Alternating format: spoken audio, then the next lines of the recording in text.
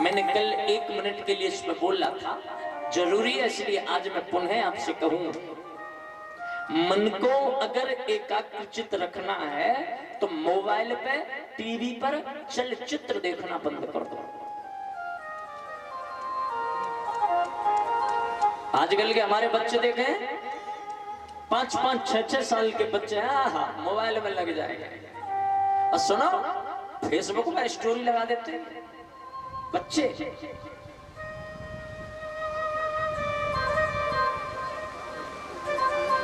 आगे आने वाला समय बहुत नाजुक हो जाएगा, मन में बेकार उत्पन्न होगा देखने से। और मैंने कहा ना, जिसका गुरु सशक्त है उसका शिष्य सशक्त निकलेगा। गुरुजी ने क्या कहा, आज मुझे बताइए, कोई भी स्कूल में कोई टीचर ये कहता कि मोबाइल मत चलाना? आजकल तो यूं कहते मोबाइल ले लो, ऑनलाइन क्लास हो। ऑनलाइन हो गई क्लास।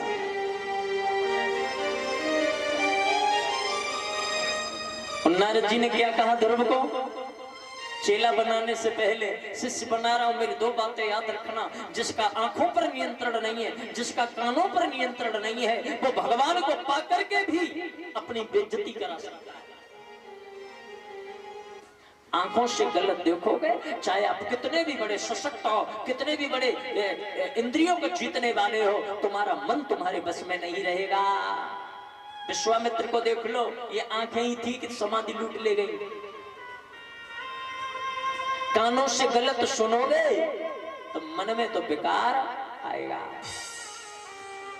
इसलिए मैं हमेशा कहता हूं, कानों से गलत मत सुनो। अब कानों की बात कर रहे हो, घर की बात कर रहे हो, भागवत कथा हमारी यहाँ कथा चल रही है, और देखो गीत कैसे बज रहा हो सांझ। मुझे बड़ी अटपटा सा लगा, राजा के ऊंचे नीचे महल, महल जी काचने करो करो। क्या अर्थ है इसका और क्या मतलब है इसका? जिस गीत में ऐसे वर्ड आए, वो गीत अपने आप में काम को जगाएगा।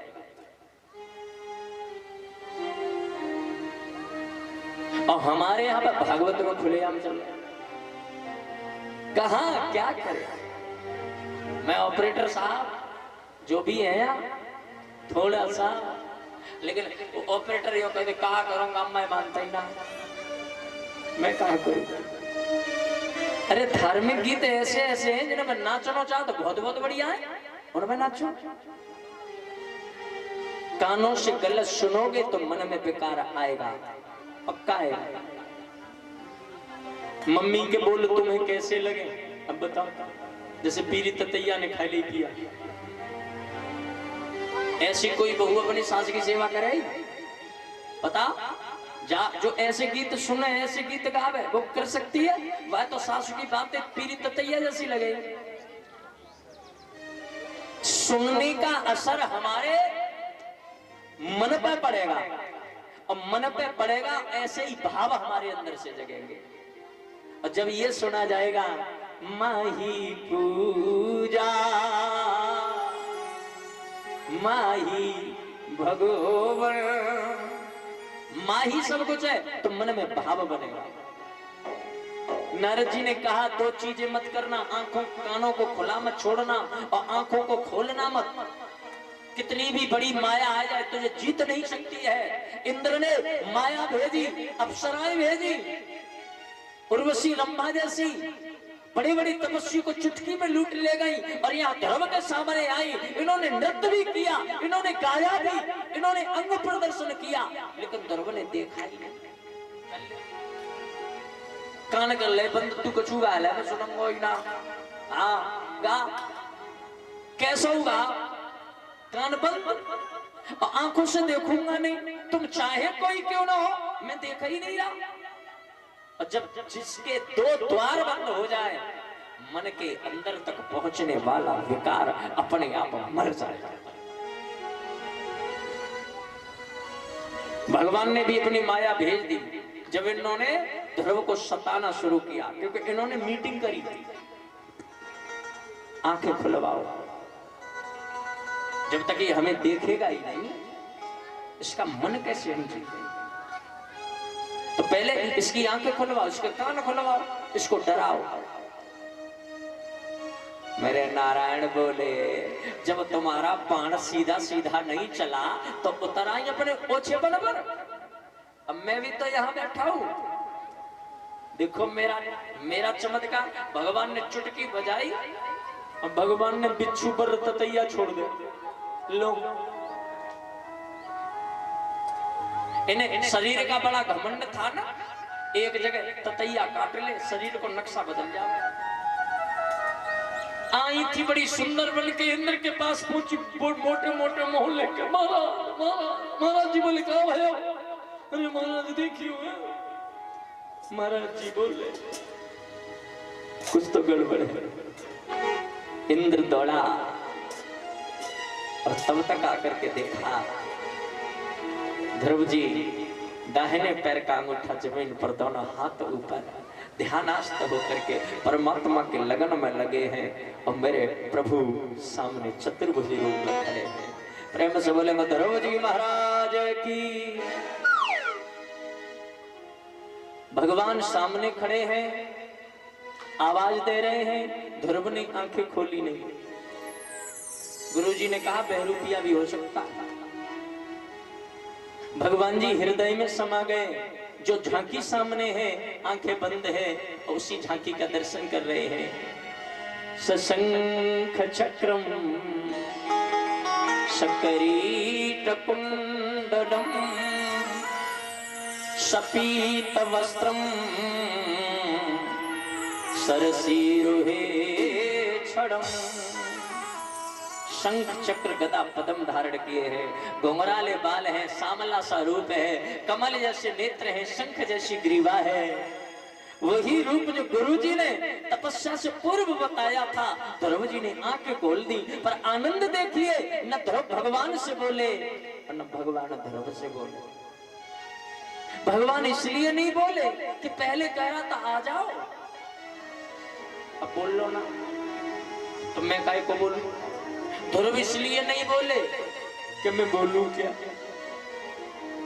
कहीं गलत उल्टा सीधा बोल दूं और ये नाराज होके चले गए तो फिर तपस्या करनी पड़ेगी। इसलिए बोलता ही नहीं, मैं चुप ही रहूंगा। भगवान जी जान गए, इसलिए नहीं बोल रहा है क्योंकि समझ रहा मैं बोलना नहीं जानता, स्थिति में जानता ही नहीं। भगवान ने हाथ में शंख लिया और शंख लेकर के ध्रुव के गाल से शंख लगाया, और जैसे ध्रुव के गाल से शंख लगा, वेद वेदांत का संपूर्ण ज्ञान ध्रुव के हृदय में समा गया। इसे कहते हैं कृपा। मीरा किसी स्कूल में पढ़ने गई? बोलो हाँ या ना। तुलसीदास कौन से स्कूल में पढ़ने गए? रसखान कहां गए? कबीर जी कहां गए? इन्होंने जो लिखा उससे लोग पीएचडी कर रहे हैं और प्रोफेसर बन रहे हैं। मतलब ये पढ़ने नहीं गए, ये अनपढ़ रहे। इन्होंने जो लिखा उससे लोग पीएचडी करके प्रोफेसर बनते हैं। इसका मतलब क्या है? बोले जिस पे नारायण की कृपा हो गई उससे बड़ा ज्ञानी कोई नहीं है। मैंने ऐसे ऐसे लोग देखे जिनके पढ़ाए हुए 100 बच्चे लगते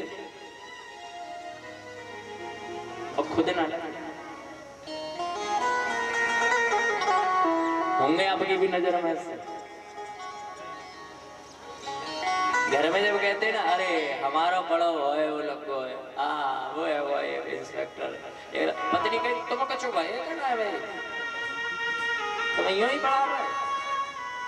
अरे क्या बताए, हम तो एक नंबर ते रह गए, वहां में गए, वहां में 0.5 ते रह गए, वहां में पॉइंट बनते रह गए, और एक में काम है वो बिल्कुल नाम आएगा वो भर्ती रहते रह गए। बता वो न भर्ती रहते भाई न तुम रहे। मैटर ये था आपके ऊपर नहीं थी प्रभु की कृपा। प्रयास करो उनकी कृपा हो जाए। ध्रुव जी पर कृपा हुई, सारा ज्ञान हृदय में समा गया। तब ध्रुव ने स्तुति को गाना प्रारंभ किया, और जब स्तुति को ध्रुव ने गाया भगवान ने दोनों बाजुओं को खोल दिया और भगवान बोले आजा बेटा। गोद में ही तो आना चाहते थे, तो भगवान जी ने गोद में उठा लिया। भगवान जी बोले बता क्या लेगा, तो जो मांगेगा वही दूंगा। सो ध्रुव हाथ जोड़ करके बोले मैं इतना चाहता हूँ, मेरे मन में कभी मांगने की इच्छा ही न जगे।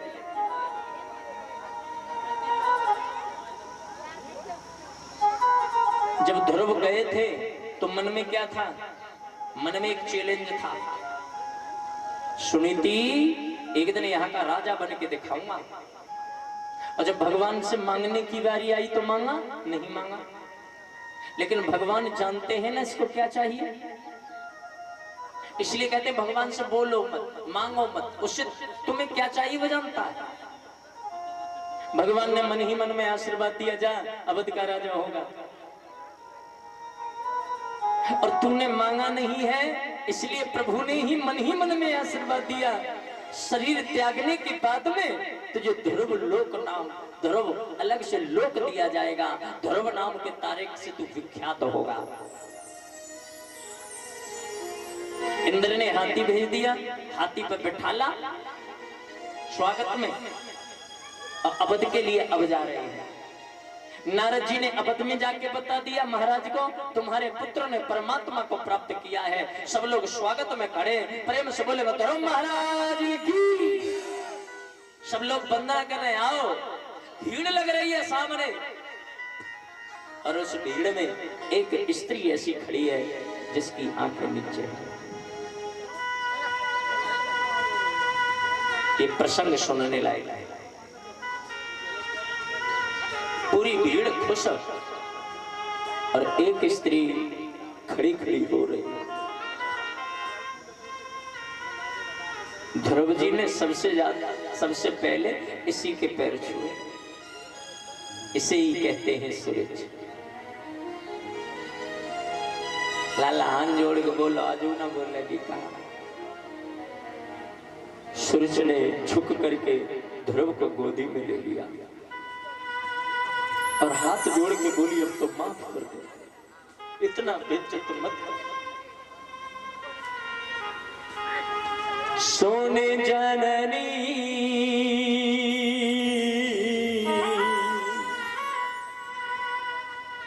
राम कथा में राम की जननी है कौशल्या, लेकिन मेरे राघव ने जननी कहा किसको, कैकेयी को। जब राम जी के लिए वनवास मांगा ना, तब क्या कहा राघव ने, सोनी जननी सोई सुत बड़ भागी। एक बार नहीं तीन बार जननी कहा। और भागवत कथा में जब सुनीति रोई तो ध्रुव ने आंसुओं को पोंछा और कहा असली जन्म तो तूने दिया है मां। इसे कहते हैं बड़ा बनना, और बड़ा बनने के बाद में ईश्वर की कृपा का बने रहना।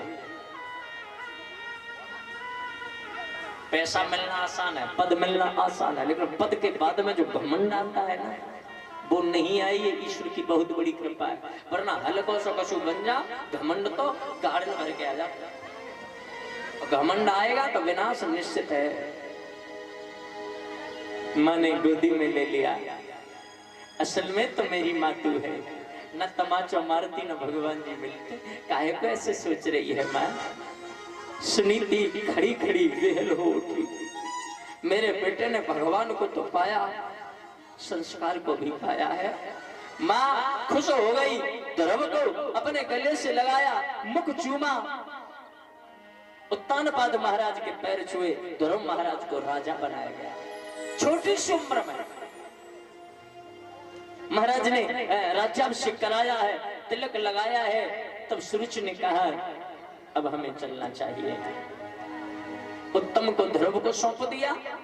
सुनीति सूरज महाराज उत्तानपाद के साथ में वन के लिए चले गए। ये उत्तम जो है ना, ये बड़ा उत्तम है। कुबेर की सेना द्वारा इसका वध हुआ।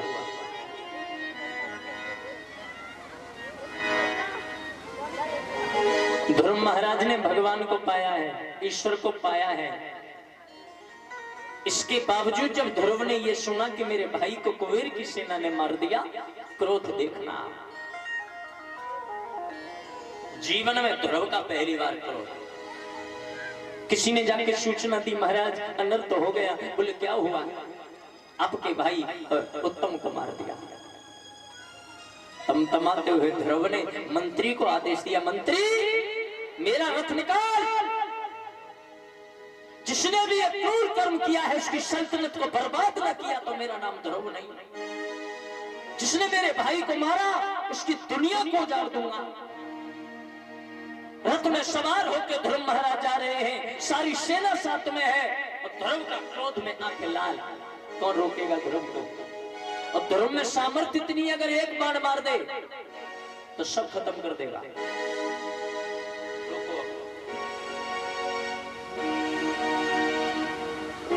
33 कोटि देवी देवता इकट्ठे हो गए, ध्रुव को कौन रोकेगा, वरना प्रलय आ जाएगी। उस समय नारद जी ने कहा कोई अपना रोके तब रोकेंगे। अपना कौन है? बोले मनु महाराज। मनु जी हैं दादा। मनु महाराज आए। मनु महाराज ने हाथ किया, ध्रुव जिस मार्ग पर तू चल रहा है ये ऋषिकेश के अनुवर्ती भक्तों का मार्ग नहीं है। भक्त को क्रोध नहीं आता बेटा, तू ये क्या करने जा रहा है? ध्रुव के हाथ में धनुष लगा हुआ है।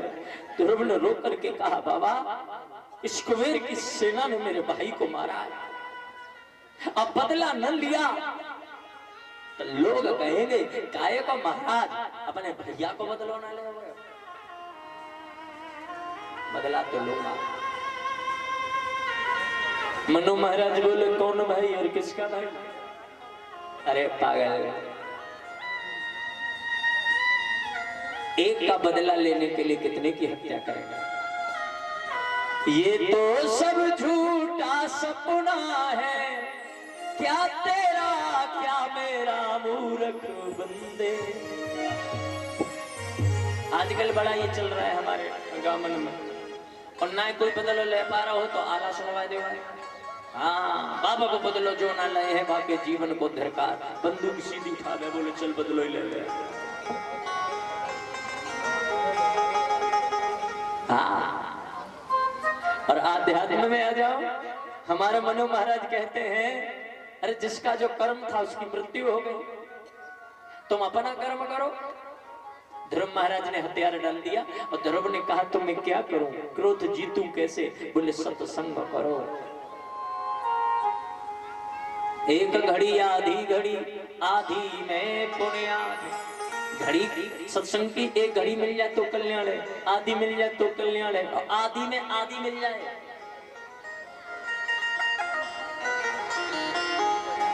ध्रुव जी में सत्संग में लग गए, ताली बजाते हो गाएंगे। देखो सत्संग जरूर करो। आपके गांव में होता कहीं? नहीं, पास में कहीं होता। सत्संग का मतलब है सत्य का संग करो।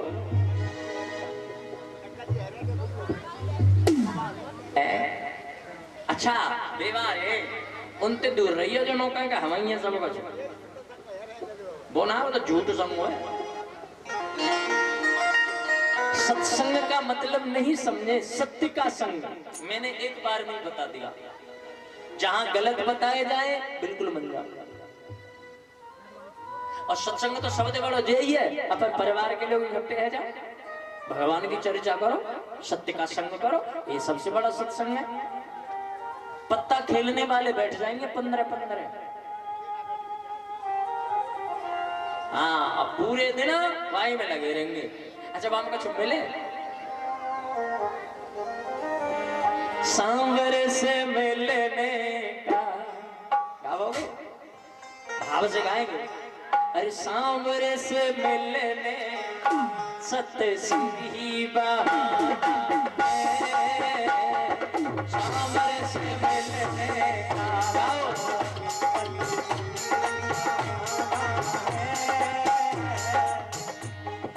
अब देखो यहाँ सत्संग है, बेफिक्र होके बोला करो मस्ती में।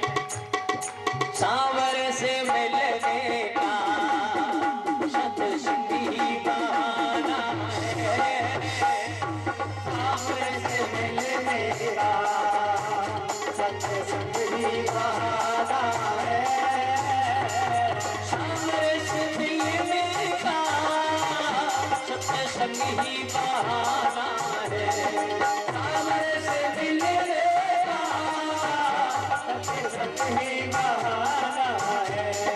सारे दुख दूर हुए, सारे दुख दूर हुए, दिल बना दीवाना है, सारे दुख दूर हुए, दिल बना दीवाना है।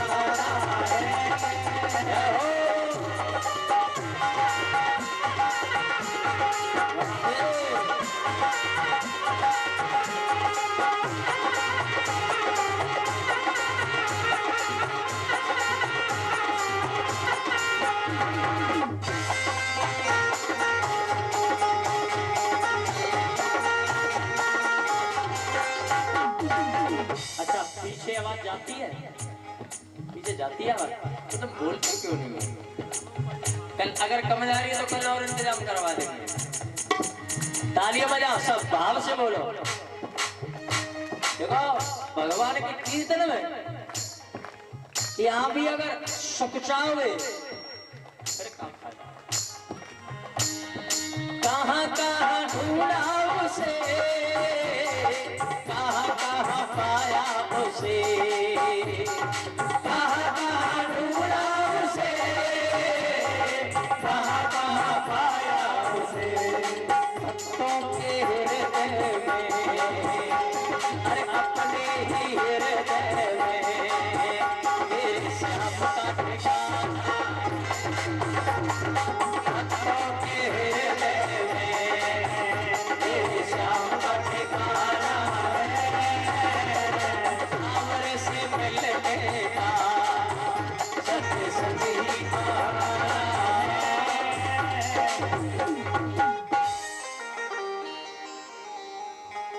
सारे दुख दूर हुए, दिल बना दीवाना। अच्छा दुख काय को है? मन को, अब मन को सत्संग में ढाल लो, मन सुखी तो हम सुखी। ध्रुव जी ने सत्संग किया, 32,000 साल तक सत्संग किया और शरीर का परित्याग किया, विमानारूढ़ हुए और विमानारूढ़ होकर के अपने धाम को पधारे और आज भी उन्हें ध्रुव लोक के नाम से हम जानते हैं। बोलो ध्रुव जी महाराज की। अच्छा लोग कहते हैं ध्रुव में सबसे ज्यादा प्रकाश है। जी हाँ होगा, भक्ति में प्रकाश होता। तुम उनके बनो तो सही, तारा बन के चमक जाओगे। ये कथा सिखाती क्या है? जो भगवान के करीब गया, जिसमें भगवान की कृपा हुई, वो तारे की तरह चमकता है और उसे हम क्या कहते हैं? आहा भैया स्टार। वो कौन का? Super star. समझते हो? तुम्हारे क्षेत्र में तो बहुत हुए। हाँ एक नई मैंने नाम सुना है, कोई तहलका स्टार, कोई कुछ स्टार, कोई कुछ स्टार। मुझे बड़ी हंसी आती है। चलो स्टार, स्टार का मतलब क्या? स्टार वाले तारा, यही तो है जिस पर उसकी कृपा हो गई। मैंने ऐसे ऐसे लोग देखे जिनका कोई नाम नहीं जानता था और अचानक हो गई कृपा, पूरी दुनिया जान गई। तो प्रयास करो, उसकी कृपा होगी कब? ये वंश है उत्तानपाद महाराज का, जिसमें ध्रुव जैसा भक्त जन्म लेता है। ये वंश है मनु के बेटे का। और ध्यान देना, मनु जी के 2 बेटा और 3 बेटियां, इनका 5 का वंश बड़ा अच्छा है। और आज हम 5 का सुनेंगे। एक बेटे का ये वंश रहा, दूसरे पुत्र हैं जिनका नाम है प्रियव्रत। प्रिय माने अच्छा, व्रत माने प्रतिज्ञा। जिसने अच्छे व्रत की प्रतिज्ञा ली हो वो प्रियव्रत। इनके वंश में पधारे भरत महाराज।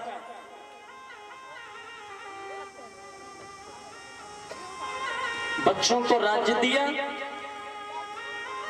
वन में तपस्या करने चले गए। तपस्या कर रहे थे, नदी में खड़े होकर के सूर्य भगवान के लिए अर्घ दे रहे थे। पीछे से देखा एक हिरणी आ रही है और हिरणी के पीछे एक शेर आ रहा। आगे जाएगी तो नदी में मरेगी, अब पीछे हटेगी तो शेर मार देगा। और ये गर्भवती हिरणी थी। क्या करे, आगे जाए पीछे हटे। तब तक इसने देखा कि शेर झपट्टा मारने को है, हिरणी नदी में कूद गई। जागो राख साइया मार सके ना को, पालना बाको कर सके जो जग बेरी। नदी में कूदी, मरने से पहले इसने बच्चे को जन्म दे दिया, हिरण को जन्म दे दिया, और वो बच्चा तैरने लगा, खुद मर गई।